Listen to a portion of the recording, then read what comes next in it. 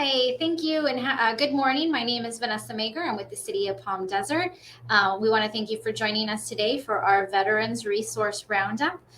We want to make sure that we are able to get information to our veterans and their families about the resources that are offered here in the Coachella Valley. And so today we are going to have two amazing folks that are joining us, two great organizations. We're going to have Erica Stone with SOS Ride and Miss Donni Prince with COD Veterans Resource Center. So I think up first, we're going to bring in Miss Erica Stone. Hi, good morning. Happy Good morning. Veterans Day. Thank you so much for joining us today. Thank you for having us. Yeah, so one of the main things I know, Erica, we talked about is we really want to make sure that our veterans in our community know how they can get involved and help, as well as so that our veterans know the resources that are available to them in our community. And so one of the things I just was hoping you might give us some background on is what SOS is and how it started.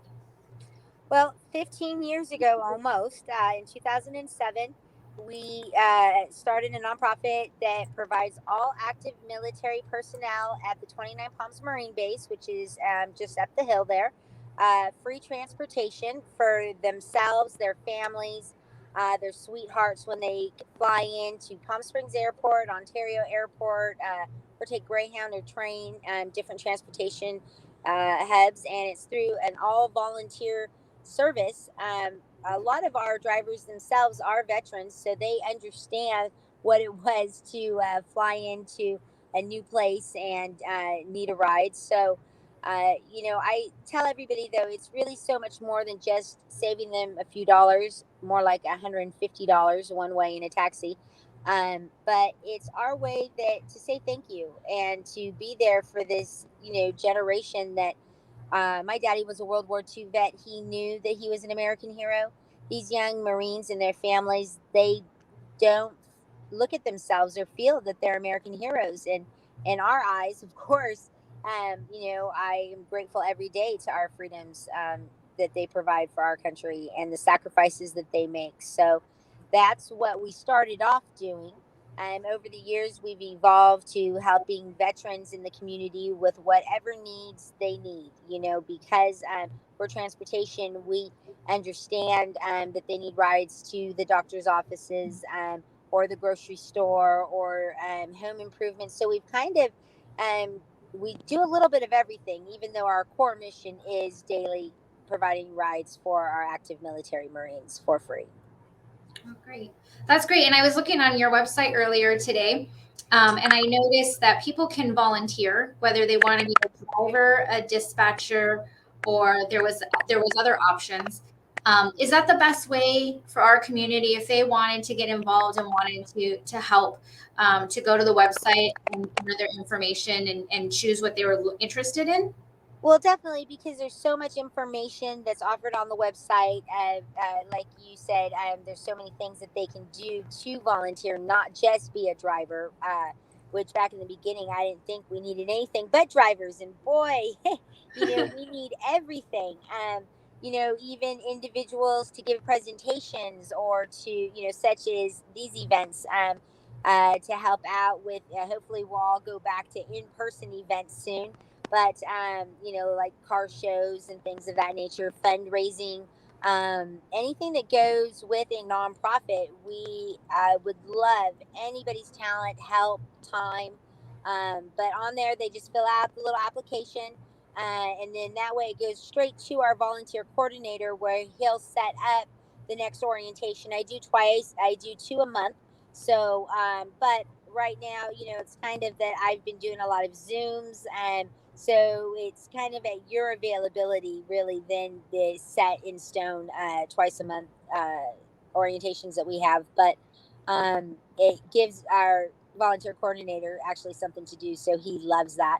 But that way we can kind of track everybody that's volunteering, and they don't slip through any cracks or anything like that. But you can also pick up the phone and call. And if I don't pick up the phone, then just leave a message, and somebody will definitely get back to you. But it's so important, I really think, to be of service in the community. It's the stories that I've heard from our volunteers and then my own personal experiences, we had a young man the other day that flew in, and you think that, oh, okay, he just came back from leave and that he's really happy. His father had just passed away, and he signed up for the Marine Corps to take care of his 12-year-old sister because his mother had died when she at birth for the 12-year-old.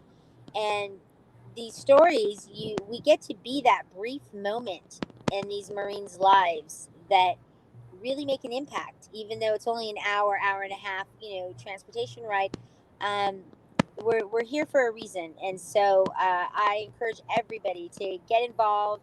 Even if you're not a driver, you can do ride-alongs, and you can help dispatch, talk to all of our great volunteers who, like I said, it's not a requirement to be a veteran, but so many of our volunteers are veterans because they understand what it was to need a ride. Yeah, that's fantastic. And I think what your organization does is amazing and such a great resource to our community. And it's great to see that you've just evolved over time when you, again, just continued to fulfill those needs as they came along. So, thank you so much for that. I know we've put down on the screen, you'll see the sosride.org. So for more people to find out more information, or if they want to just sign up to be a volunteer, you can go to that. And then we also now, Erica, have your contact information if people are interested and want to reach out. That way they can either call or email. I know we're not going to say bye to you just yet. We're going to kind of put you in our little back room, and then we're going to bring up Ms. Donni Prince. Wonderful. Thank you. Hi, Vanessa. It's so good to see you. It's great to see you too. Thank you so much for joining us again this year. I know you came with us for last year's resource roundup virtually, and then we've also been in the park together. So we really hopefully next year. Yes, fingers crossed. But we do really appreciate you joining us today and wanting to get some more information in regards to College of the Desert and the Veterans Resource Center and how people can connect with you, what services you might be able to offer them. So if you could just tell us a little bit about the Resource Center at COD. Great. Well, first I want to thank you for, again, having the Veterans Resource, roundup. And hopefully, like I say, next year we'll be back in person. We can see people in person. But, thank you to all the veterans and their families for all their service. Here at the college, we have a Veterans Resource Center.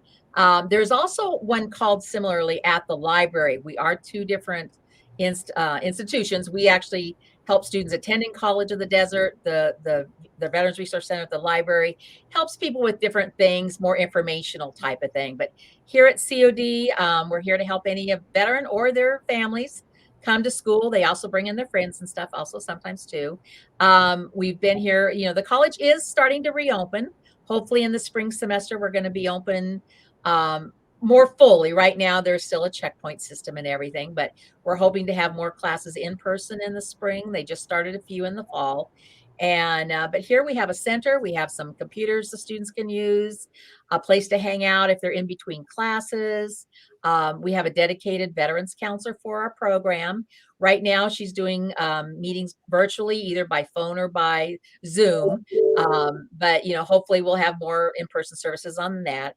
But here, one of the main things we do is if a student is planning on using their VA education benefits, that's the main thing that I do is I do the certification for the benefits. But even if you're not using benefits or you're saving them for later or not eligible, we're here to help you, whether it is referrals to the VA and to other service organizations, kind of like a one-stop place. We try to help you do your, apply to College of the Desert, get your, apply for financial aid, tell you, where the website is to apply for the GI Bill. So mainly we try to be a referrals spot, even if you are not using benefits. Well, that's great. I know sometimes, all the information kind of being thrown at you at once becomes a little much for folks. So it's nice to know that our veterans will be able to come in and visit with you and get that information that they need and find the contacts and the referrals. So I think that's fantastic. And I'm very excited to hear that COD is opening up slowly and that, we hope in the spring they'll be 100% back up. Yes, definitely. Us too. I think there'll still be a lot more. I think there has been found a need for more online services. So, I think some people have really enjoyed being able to speak to a counselor virtually, but there's also the need for in-person services too. So I think it's going to be a new world with the education world too. It's going to be both ways offered. Yeah. Yeah. I know a lot of hybrid going on right now Yes. with everything. Yeah. So that's great. And I know we have on the screen, so folks have it more or looking for more information, wanting to go back to school, wanting to continue their school. You can go to collegeofthedesert.edu to find Yes. out more information. And then I know we have your contact information. We'll get on the screen. There we go.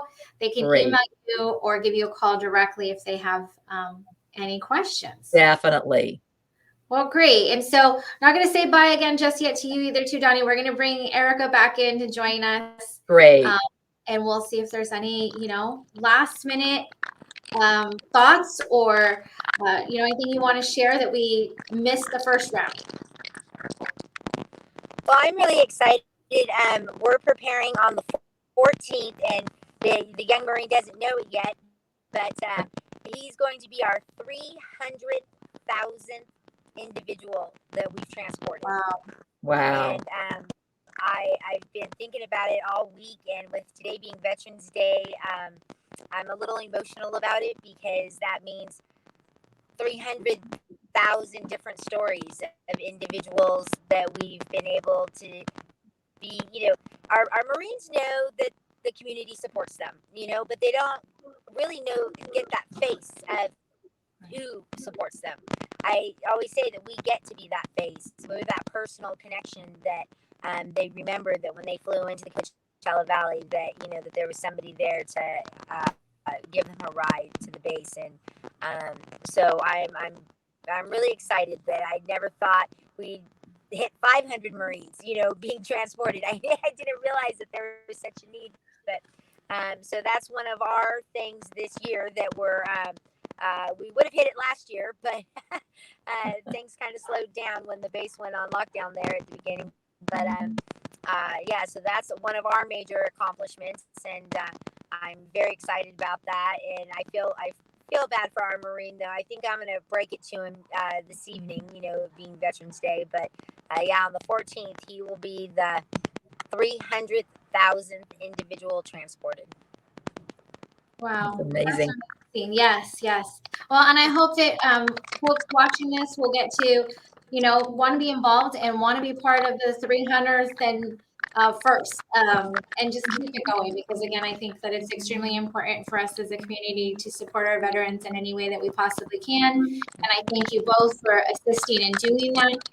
The services that you offer our veterans and the community as a whole are something that's unmatched. And I thank you guys so much for spending your Veterans Day morning with us. Thank you for having us. We appreciate the opportunity. Most definitely. Happy Veterans Day. Yes, happy Veterans Day. Hope everybody has a great day today. And then we hope to see you in person at Civic Center Park next year. Yes, definitely. Bye, folks. Bye-bye. Bye-bye.